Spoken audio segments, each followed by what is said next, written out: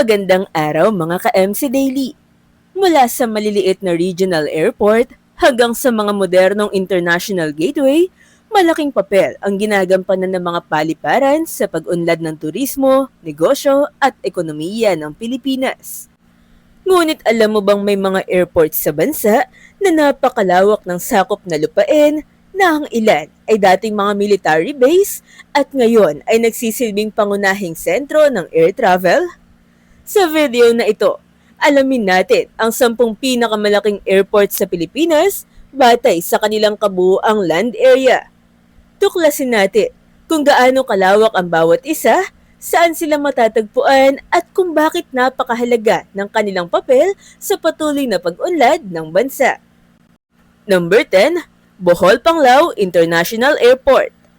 Kung pag-uusapan ang pinakamalalaking paliparan sa Pilipinas batay sa lawak ng lupa, nasa ika-10 pwesto ang Bohol Panglao International Airport na may humigit kumulang 117 ektarya.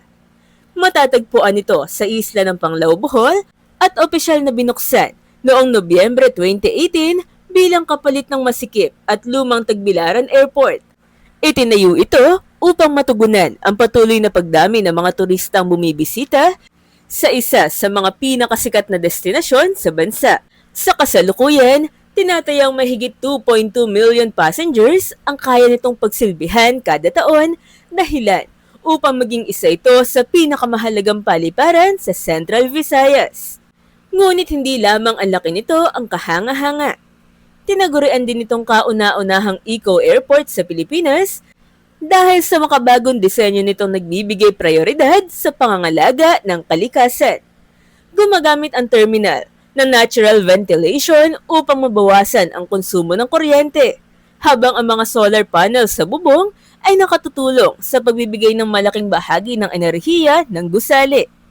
Dinisenyo rin ito upang makayanan ang malalakas na bagyo at lindol, kaya't isa ito sa pinakamodernong paliparan sa bansa pagdating sa sustainability at disaster resilience.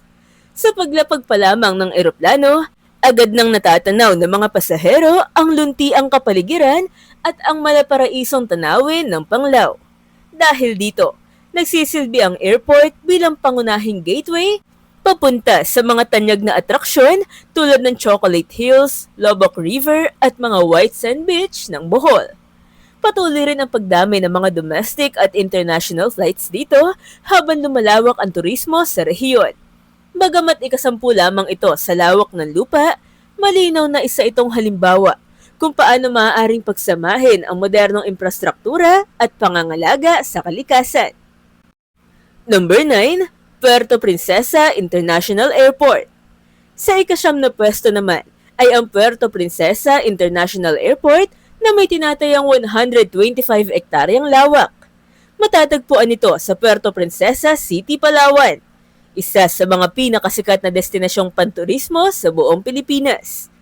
Bagamat hindi ito kabilang sa pinakamataong paliparan sa bansa, mahalaga ang papel nito sa pagdadala ng milyon-milyon turista patungo sa tinaguriang Last Frontier of the Philippines. Tinatayang nasa 1.8 million passengers ang gumagamit ng paliparang ito kada taon. May makulay ding kasaysayan ng airport na ito. Noong panahon ng ikalawang digmaang pandaigdig, ang unang runway nito ay itinayo ng mga sundalong Amerikano, katuwang ang mga Pilipinong bihag ng digmaan o POWs. Habang lumilipas ang mga dekada, patuloy itong pinalawak hanggang sa opisyal na mabuksan ang bago at modernong passenger terminal noong 2017. Ang bagong gusali ay may mas malawak na check-in area, mas maayos na baggage system, at mas komportableng waiting lounges upang makasabay sa mabilis na paglago ng turismo sa Palawan.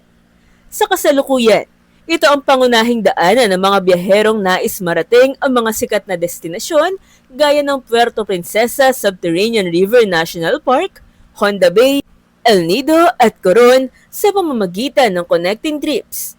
Mahalaga rin ang airport sa lokal na ekonomiya dahil pinadadali nito ang pagpasok ng mga turista, negosyante at mga produktong pangkalakalan. Habang patuloy na sumisikat ang Palawan bilang isa sa pinakamagagandang isla sa buong mundo, lalo ring tumitibay ang papel ng Puerto Princesa International Airport bilang pangunahing pintuan ng lalawigan. Number 8, Bacolod Silay International Airport. Pumapalo sa humigit kumulang 231 ektarya ang lawak ng Bacolod Silay International Airport, dahilan upang mapasama ito sa listahang ito.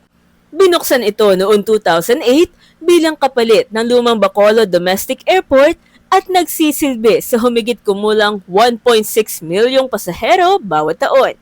Itinayo ang airport sa dating mga taniman ng tubo sa Silay City upang magkaroon ng mas ligtas at mas malawak na runway. Dahil sa lokasyon nito, mayroon ding sapat na espasyo para sa mga susunod pang pagpapalawak. Kilala ito bilang gateway sa Land of Gentle People, kung saan nagsisimula ang paglalakbay ng mga turistang bumibisita sa Mascara Festival at iba pang atraksyon ng Negros Occidental. Mahalaga rin ang papel nito sa turismo at ekonomiya ng rehiyon. Number 7, Lagindingan International Airport. Sa ikapitong pwesto ay ang Lagindingan International Airport na may kabuuan lawak na humigit kumulang 417 ektarya. Kabilang ang airport complex at mga nakalaang expansion area.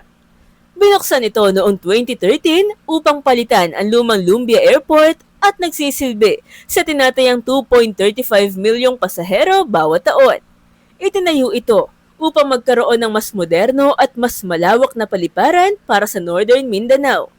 Sa kasalukuyan, patuloy itong pinapalawak upang makapagserbisyo sa mas maraming domestic at international flights.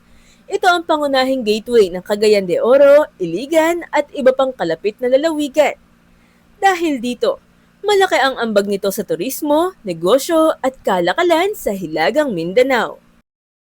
Number 6, Francisco Bangoy International Airport or Davao International Airport. Sa ika-6 na pwesto ay ang Francisco Bangoy International Airport o mas kilala bilang Davao International Airport na may lawak na humigit kumulang 209 ektarya. Ito ang pinakaabalang paliparan sa Mindanao na nagsisilbi sa tinatayang 4.2 milyong pasahero bawat taon. Nagsimula ang airport noong dekada 1940 matapos mag-donate ng lupa ang dating gobernador na si Francisco Bangoy. Ang modernong terminal nito ay may disenyong hango sa kultura ng mga katutubong tribo ng Davao, kaya kakaiba ang itsura nito kumpara sa ibang paliparan sa bansa. Bukod sa turismo, mahalaga rin ang airport na ito sa ekonomiya ng Mindanao. Dito mabilis na naipapadala ang mga produktong tulad ng saging, pinya at iba pang agricultural exports, habang nagsisilbi rin itong pangunahing gateway ng Katimugang Pilipinas. Number 5, Iloilo International Airport. Sa ika-5 pwesto ay ang Iloilo International Airport na may lawak na humigit kumulang 188 ektarya. Matatagpuan ito sa Cabanatuan, Iloilo at binuksan noong 2007 bilang kapalit ng lumang Mandurriao Airport. Kaya nitong magsilbi sa tinatayang 2.2 milyong pasahero bawat taon at nagsisilbing pangunahing gateway ng Western Visayas. Kilala ang airport na ito bilang isa sa pinakamalinis at pinakamahusay na regional airport sa Pilipinas.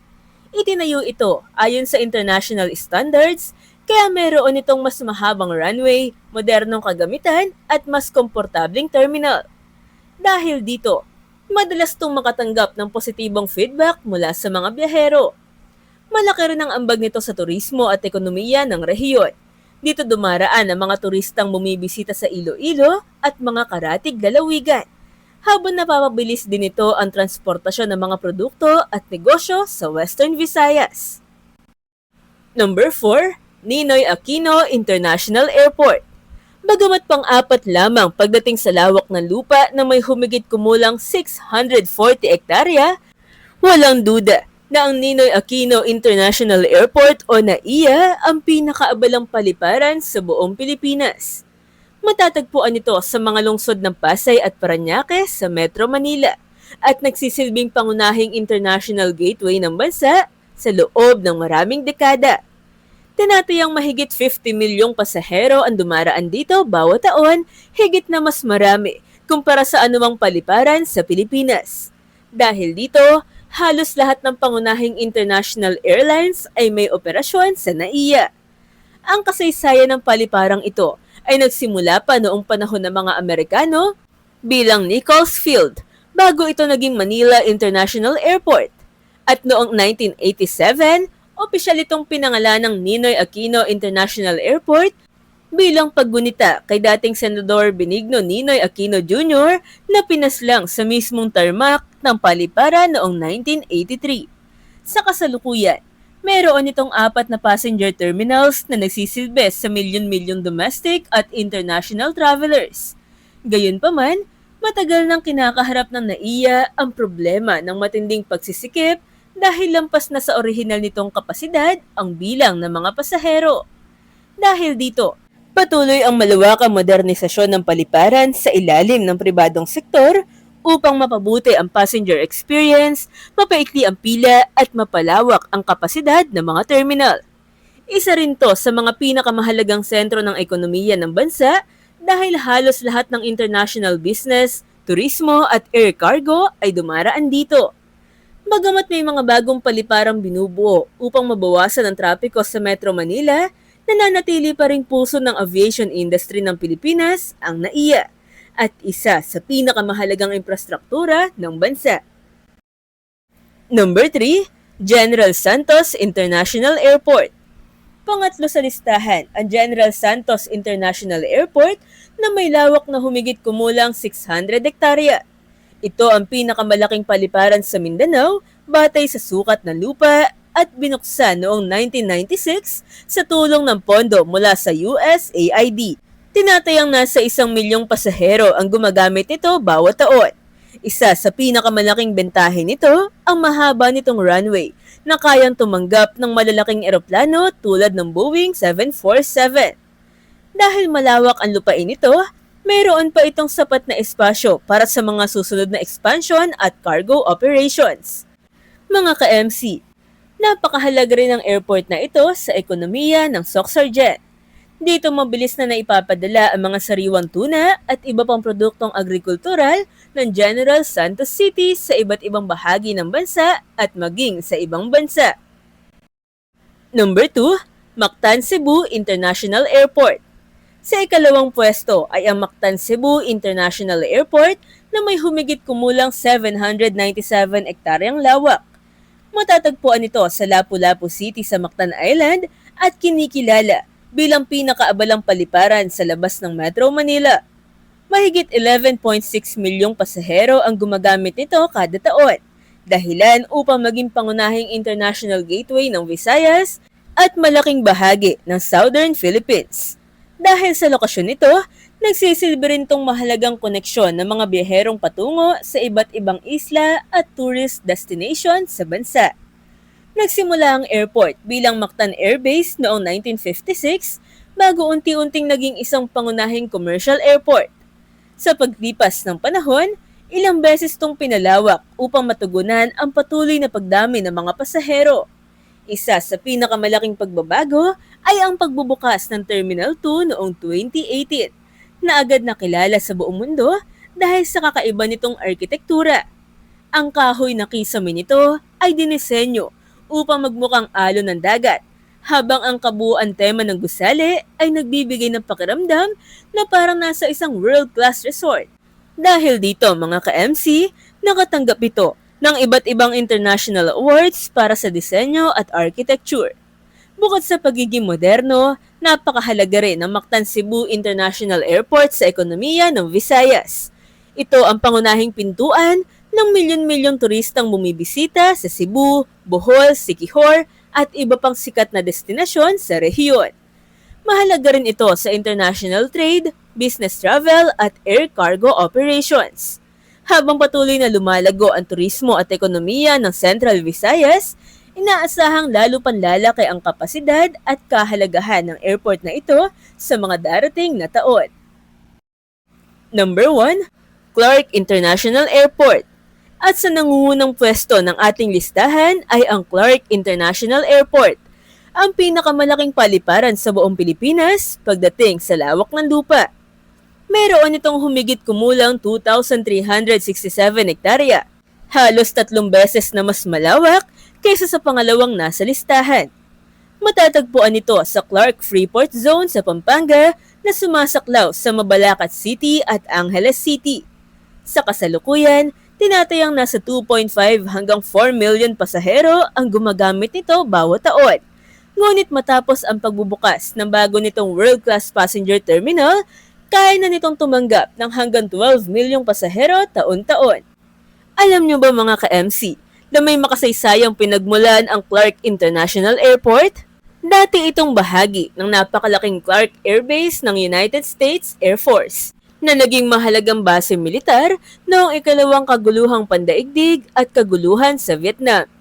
Noong 1991, matapos ang malakas na pagsabog ng Mount Pinatubo at ang pag-alis ng mga pwersang Amerikano, ibinalik ang lugar sa pamahalaan ng Pilipinas.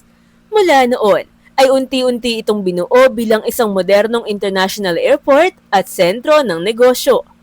Ang napakalawak nitong lupain ang nagbibigay rito ng malaking kalamangan dahil mayroon pa itong sapat na espasyo para sa mga bagong runway, terminal, cargo facilities at iba pang infrastruktura. Sa kasalukuyan, tinuturing ang Clark International Airport bilang pangunahing alternatibong gateway sa Metro Manila upang mabawasan ang pagsisikip sa NAIA. Bahagi rin ito ng mas malaking plano ng pamahalaan na gawing isang aerotropolis ang Clark, isang lungsod na umiikot ang pag-unlad sa paliparan kung saan magkakaroon ng mga business district, logistic hubs, hotel at iba pang modernong pasilidad. At bagamat inaasahang malalagpasan ito ng itinatayong New Manila International Airport sa Bulacan sa mga susunod na taon, nananatili pa rin ngayon ang Clark International Airport bilang opisyal na pinakamalaking airport sa buong Pilipinas batay sa lawak ng lupa, isang malinaw na simbolo ng patuloy na pag-unlad ng aviation industry ng bansa. Mga ka-MC, ipinapakita ng mga paliparang ito na hindi lamang dami ng pasahero ang sukatan ng kanilang kahalagahan, kundi pati na rin ang lawak ng kanilang lupain at kakayahang suportahan ng pag-unlad ng turismo, negosyo at transportasyon sa iba't ibang bahagi ng Pilipinas. Habang patuloy ang modernisasyon ng mga airport, lalo ring lumalawak ang kanilang ambag sa ekonomiya ng bansa. Kung nagustuhan niyo ang video na ito mga ka-MC, huwag kalimutan mag-like, mag-share at mag-subscribe para sa mas marami pang kahanga-hangang kaalaman tungkol sa Pilipinas. Maraming salamat po sa panonood mga ka-MC. Hanggang sa muli, see ya!